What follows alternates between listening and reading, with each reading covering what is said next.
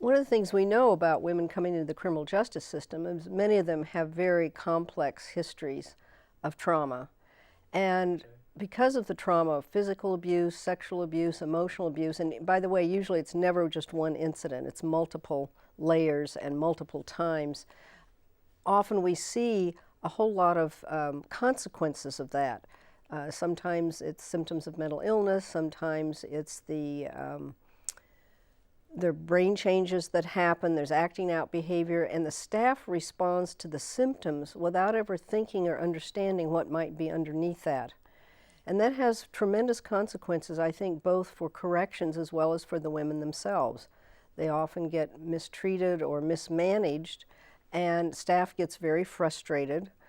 And if we could begin to use trauma as a lens and look through that lens and consider the traumatic histories that many women have had, we're going to understand many of the behaviors and symptoms that show up in the criminal justice system. And actually, one of the things I often say to correctional professionals is that understanding this can actually make your job easier. That when we can understand why people might be doing what they're doing, why people may have symptoms or illnesses in a particular way, if we can have some understanding of what's underneath that, then our responses can be more appropriate and we can be more effective. So using trauma and understanding it becomes, I think, an essential piece to the correct management and the programming and the planning for women in the criminal justice system.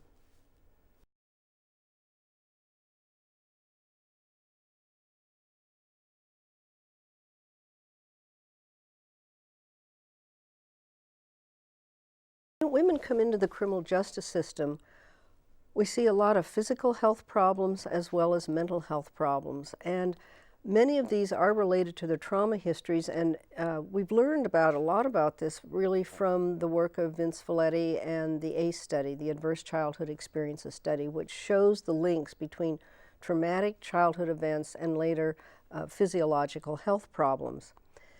But there are also some added layers to this, I think. Number one, many women, when they're in the community, particularly poor women or women who are involved in illegal activities, are not seeking medical care. So they often don't have appropriate medical care when they're in the community.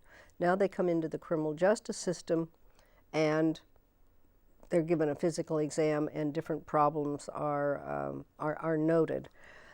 We also have a situation with the women where, because so many of the women have been sexually abused, the studies also show high rates of, when there are high rates of sexual abuse, the women are then more likely to have difficulties with OB/GYN issues. Part of it is they have not gone to the doctor, and part of it is the fact of, obviously, the sexual abuse is using that part of the body often. So there are just many linkages here. There's another piece I think that we also have to understand is the majority of women that come into the criminal justice system also have been abusing alcohol and other drugs. And when women are abusing alcohol and other drugs, that also leads them to a whole variety of medical health care complications. In particular, we know that as women drink higher quantities of alcohol, that increases their risk of breast cancer. So there's certain cancers that are also related to substance use. And when we're talking about women in the criminal justice system, we're talking both about those abuse histories, the physical and sexual abuse histories, but also the abuse of alcohol and other drugs. And you bring those two things together, and that it creates just greater risk for health care problems.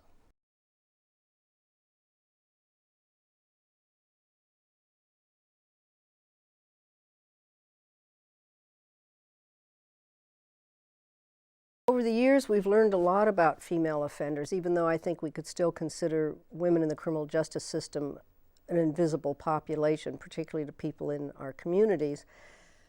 But even though we've learned all this, we've had a lot of difficulty really trying to get jurisdictions to take what we know and then begin to implement it. And the first step, I mean, changing any system is very complicated, but the first step is the criminal justice system needs to acknowledge women. They have to acknowledge that gender matters. if they keep thinking that it doesn't make any difference and they only focus on the higher numbers of men in the system, women will never get adequate services. So we want women first to be acknowledged. Two, resources have to be put in place, some financial resources, some human resources, so that the changes can be implemented, so there can be appropriate programming.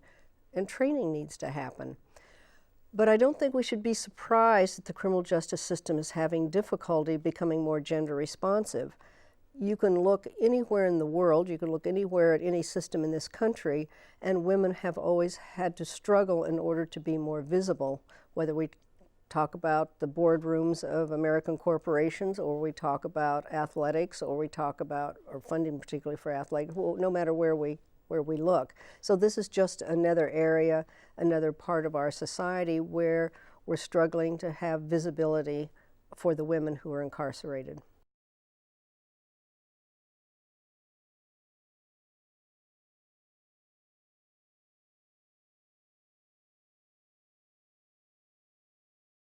You know, a lot of the media talks about women and girls becoming more violent or becoming more aggressive, but that really is a question mark for a couple of reasons. Number one, we have redefined the word violence. So for example, if two girls were having a fight over a boyfriend in high school and one hit the other with a backpack, if that happened today, that would be considered an assault charge and the police would be called. If it happened 20 years ago, the girls would go to the principal's office. So we've had a change in our response to certain behaviors.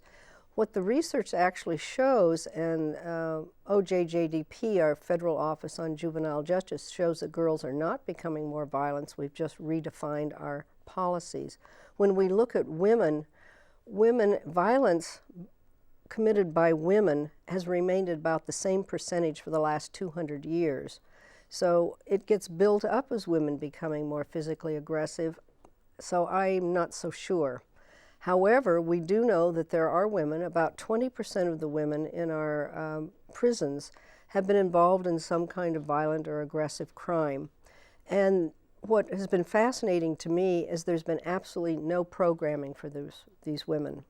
There's been a lack of programming, and there's been tailored for women who've been involved in this. And so, in fact, in the last couple of years, I decided to write a treatment intervention for women who've committed violent, aggressive crimes. And I work on two levels with the women. One, the violence that they've perpetrated, but also the violence they've experienced, because I believe both of these things are important, and I also believe that they're linked.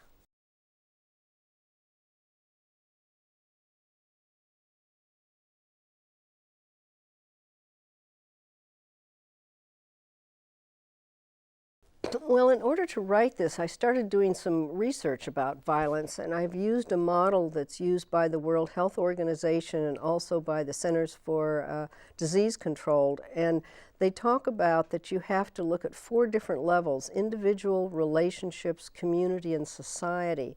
And the risks of being a perpetrator of violence and the risks of being a victim of violence are actually the same, and they fall into those 4 different areas. And so I developed an intervention based on that concept about violence, because it was intriguing to me that the risk of being a victim and the risk of being a perpetrator are essentially identical. But you can't just look at the individual. You have to look at the individual and their relationships, and you have to look at the individual and their community, and you have to look at issues in our society. And so it's a complex issue.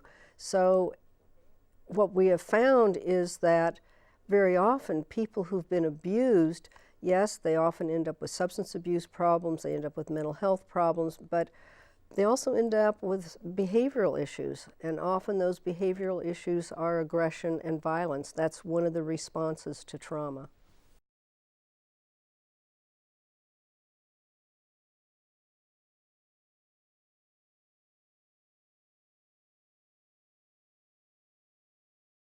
I mean, we've been talking about all the sort of consequences and the negative side of this, but I think the other thing that it's important to understand is while women in the criminal justice system have the highest rates of physical and sexual abuse, of any group, of any population in our country. And they have many, because of that, they have many mental health problems, physical health problems, a whole variety of things that they're struggling with. I think what's also important to really understand is the incredible amount of strength that they have. What I have seen over and over again is that women with these histories filled with multiple challenges survive. And I think they're really a testament to the strength of the human spirit.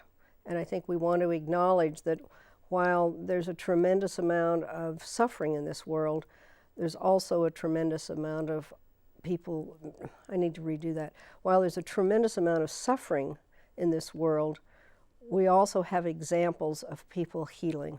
And I think the women in the criminal justice system really exemplify that. They just have incredible capacity to survive and to heal and to change. And I think it's very hard for many people that don't understand this population to see them in that kind of way.